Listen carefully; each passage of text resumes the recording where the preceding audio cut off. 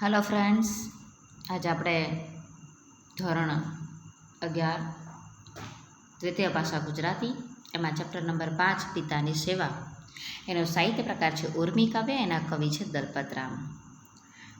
આ કાવ્ય પિતાની સેવા જે છે એમાં આપણે સારાંશ રૂપે જોઈ લઈએ.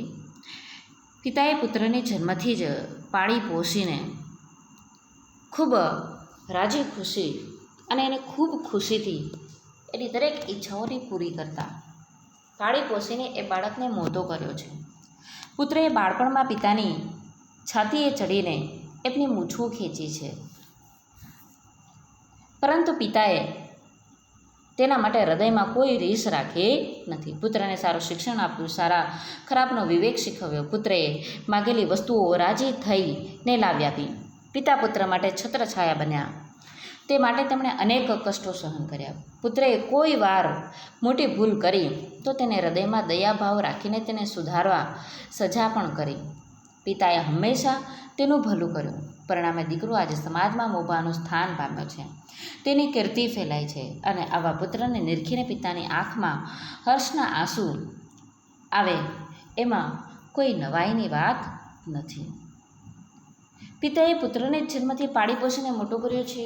પુત્રએ પિતાજીના પુણ્ય સંસ્મરણોને વાગોળે છે, યાદ કરે છે. તે માટે પિતાનો આભાર ક્યારેય તે ભૂલી શકે તેમ નથી. પિતાએ પુત્રને સારું શિક્ષણ આપ્યું, પુત્રને સારા નઠારાનો વિવેક શીખવ્યો. પિતાએ પુત્રની માંગણીઓનો હર્ષથી સ્વીકાર કર્યો, માંગણીઓ પૂરી કરી. અને આવા પિતાએ પુત્રને સંસ્કાર, શિક્ષણ, વિવેક આપીના ગુણો શીખવાડીને સમાજમાં મૂક્યો. સમાજમાં એણે પોતાની કીર્તિ ફેલાવી. અને એ પુત્રને જોઈને પિતાની આંખમાં હર્ષના આંસુ આવી જાય છે. આથી જ અંતે પુત્ર પિતાજીને કહે છે કે પિતાજી, ભલા આપનો આભાર હું કેમ કરીને ભૂલી શકું. પિતૃભક્તિ એટલે કે પિતાએ છે એની લાગણીથી એની જેટલી પણ કાળજી રાખી છે એ પિતૃભક્તિથી પ્રેરાઈને પુત્ર પિતાના દિલથી સેવા કરવાની ઈચ્છા વ્યક્ત કરે છે. આમ આ કાવ્યની અંદર કવિ પિતૃભક્તિનું મહત્ત્વ વર્ણવે છે. તો પહેલાં આપણે કવિ પરિચય જોઈએ. દલપતરામનો જન્મ 21/1/1820 અને અવસાન 25/3/1898. કવિ, નાટ્યકાર, નિબંધકાર દલપતરામ દાયાભાઈ. કવિનો જન્મ એમના વતન વઢવાણમાં થયો હતો. વ્યવસાય અર્થે તેઓ અમદાવાદ રહેતા. અર્વાચીન ગુજરાતી કવિતાના સુધારક યુગના તેઓ પ્રથમ અને મહત્ત્વના સર્જક છે. મિત્રો ખાસ યાદ રાખજો, 1 માર્કની અંદર આવો પ્રશ્ન પૂછાઈ શકે છે કે સુધારક યુગના પ્રથમ સર્જક અને મહત્ત્વના સર્જક કોણ હતા? તો દલપતરામ. સુધારાની દૃષ્ટિએ પણ તેમણે ગુજરાતની મોટી સેવા કરી છે. તેમની પાસેથી દલપત કાવ્ય, ફાર્બસ વિરહ, વૈનચરિત, હુન્નર ખાનની ચડાઈ, માંગલિક ગીતાવલી જેવા કાવ્યોના પુસ્તકો મળ્યા છે.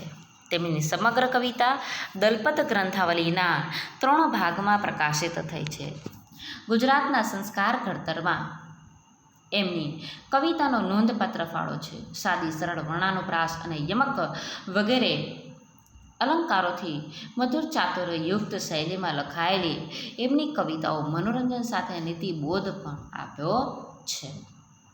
ગુજરાતના હાસ્ય કવિઓમાં તેમનું સ્થાન મહત્ત્વનું છે. બુદ્ધિના ચમકારા, મનુષ્ય સ્વભાવની પરખ અને વાસ્તવિકતાને સમજ તેમની કવિતામાં વિશેષ રૂપે જોવા મળે છે. તેમણે લક્ષ્મી અને મિથ્યાભિમાન નામના 2 નાટકો આપ્યા છે. તો ભૂત નિબંધ, જ્ઞાતિ નિબંધ જેવા નિબંધો પણ આપ્યા છે. તેમણે છંદશાસ્ત્રના દલપત પિંગળ પુસ્તકે અનેક કવિઓને પ્રેરણા અને માર્ગદર્શન પૂરા પાડ્યા છે. તેમણે સંપાદન, અનુવાદનું કેટલુંક મહત્ત્વનું કાર્ય પણ કર્યું છે. Gujarat vernacular society. મિત્રો યાદ રાખજો, 1 માર્કના પ્રશ્ન. ગુજરાત વર્નાક્યુલર સોસાયટી હાલની જેને આપણે ગુજરાત વિદ્યાસભા તરીકે ઓળખીએ છીએ એના તેઓ મંત્રી હતા અને બુદ્ધિ પ્રકાશ સામયિક જે છે એ સામયિકના સ્થાપના કાળથી જ તેઓ તંત્રી પદે રહ્યા હતા. 1 માર્કના પ્રશ્નની અંદર પૂછાઈ શકે એમ છે. ત્યાર પછી બાળકના જન્મ, ઉછેર અને સંસ્કાર માટે માતાનો ફાળો અનન્ય છે, પરંતુ એમાં પિતાનું સ્થાન પણ કંઈ ઓછું હોતું નથી. આ કાવ્યમાં બાળકે પિતાજીને કરેલા લાડ, તોફાન અને મસ્તીનું મધમીઠું ગાન થયું છે. છેક જન્મથી પાળી પોસીને પોતાને મોટો કરનાર પિતાજીનું ઋણ અહીં આભાર દ્વારા વ્યક્ત થયું છે. બાળપણમાં પિતાજીની છાતી પર ચઢી એમની મૂછો ખેંચી પોતાની દરેક વાત માની હામાં હા કહી ભણાવી ગણાવી સારા ખરાબનો વિવેક શીખવાડ્યો. પોતાના માટે અનેક કષ્ટો સહન કરી છત્રછાયા બન્યા, માગેલી વસ્તુઓ પૂરી પાડી, ભૂલ થઈ ત્યાં ક્ષમા આપી અને સમાજ વચ્ચે માનવંતું સ્થાન અપાવ્યું. એવા પિતાજી પ્રત્યે ઋણ ચૂકવવા તેમની આજીવન સેવા કરવાની ઈચ્છા સેવતા કવિએ એમની પિતૃભક્તિનો ઉત્તમ દ્રષ્ટાંત પૂરો પાડ્યો છે. તો હવે આપણે કાવ્યની સમજૂતી જોઈએ. કાવ્ય કયા છંદમાં લખાયેલું છે? તો કે ભુજંગી છંદમાં આ કાવ્ય લખાયેલું છે. છડો એટલે કે એકલો. છોડો હું હતો છોકરો છેક છોટો, પિતા પાળી પોસી મને કીધ મોટો. તો કે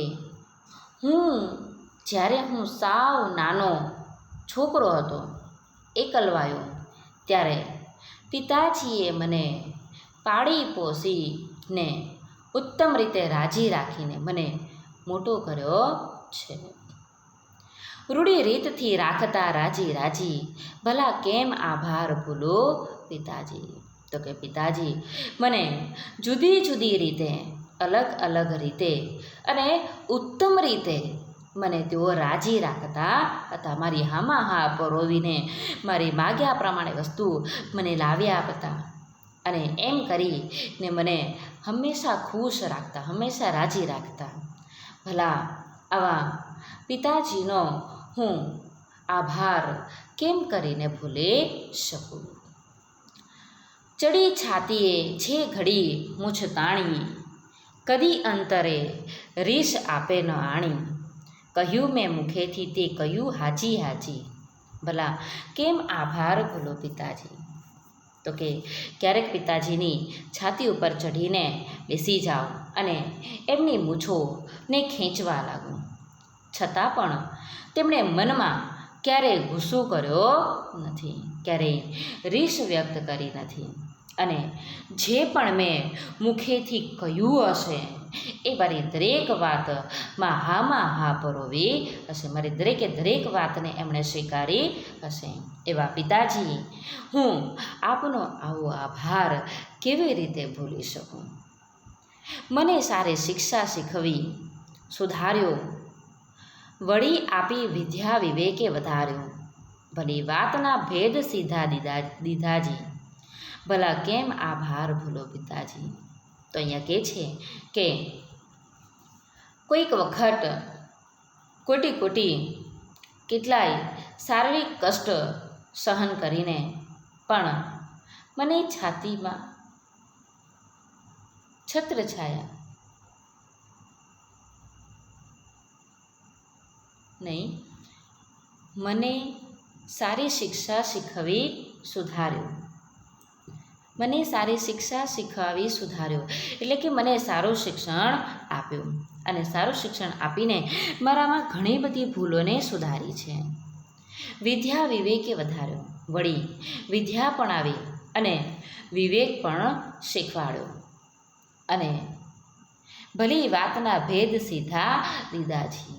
સારી સારી વાતો વાત કરી અને એમના ઉપદેશો, એમના રહસ્યો મને સીધે સીધા આપ્યા છે. પિતાજી ભલા હું આપનો આભાર કેમ કરીને ભૂલી શકું. કદી કોટી સહી કષ્ટ કાયા, મને છાતીમાં લઈ કરી છત્ર છાયા, અતિ પ્રાણથી પ્યારા જે આણતાજી, ભલા કેમ આભાર ભૂલો પિતાજી.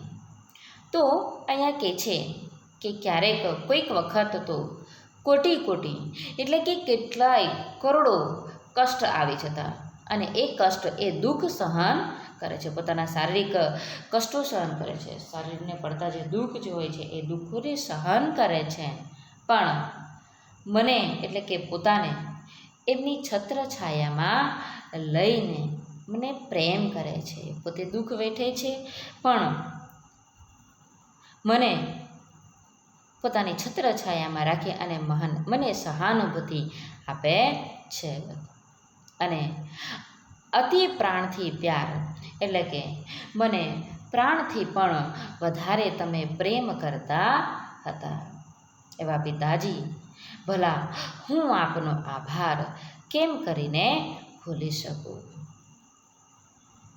મને દેખી અત્યંત આનંદ લેતા, સુખે માગી વસ્તુ મને લાવી દેતા. તો અહીંયા કહે છે કે મને જોઈને તમે આનંદિત થતા, તમને આનંદ થતો અને રાજી થતા, સુખે માગી વસ્તુ મને લાવી દેતા. જો કોઈ વસ્તુ હું માગતો તો ખુશ થઈને મને એ વસ્તુ તમે લાવી આપતા હતા. પૂરું પાડતે તો ભૂલે પુત્ર પાજી, ભલા કેમ આભાર ભૂલો પિતાજી. તો અહીંયા કહે છે પાજી એટલે અહીંયા નાદાનના અર્થમાં લેવાનું છે. તો અહીંયા કહે છે કે તે તો નાદાન પુત્ર જ ભૂલી શકે છે, પૂરો પાડે તે ભૂલે પુત્ર પાજી. તો કે આ તો આવો પિતાજીનો આવો આભાર, આવી ત્યાગની ભાવનાને તો કોઈક નાદાન પુત્ર જ ભૂલી શકે. પિતાજી, ભલા આપનો આભાર હું કેમ કરીને ભૂલી શકું. તો વિદ્યાર્થી મિત્રો, આજે આપણે અહીંયા સુધી જોઈશું, બાકીનું આપણે બીજા અંકે જોઈશું.